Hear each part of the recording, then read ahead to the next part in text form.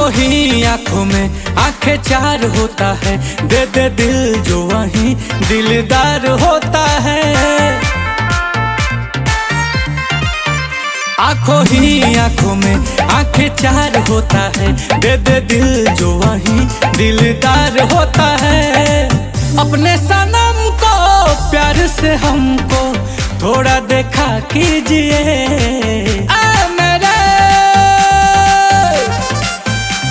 सफल काले आंखों में तो चश्मा लगा लीजिए। मेरे हम सफल काले आंखों में तो चश्मा लगा लीजिए।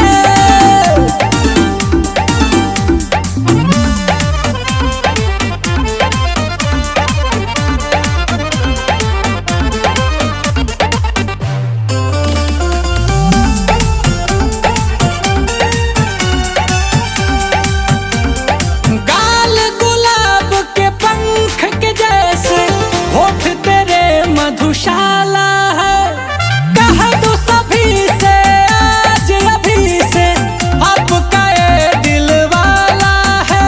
ऐसे हंस के दिल में बस के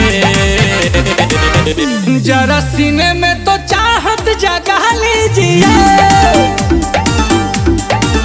रूप है धूप है, चश्मा लगा लीजिए।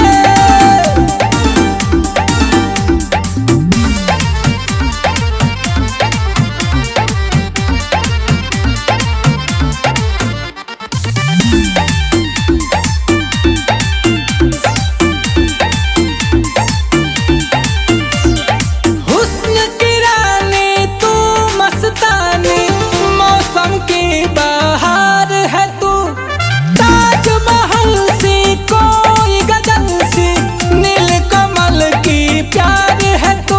ओ मेरी जान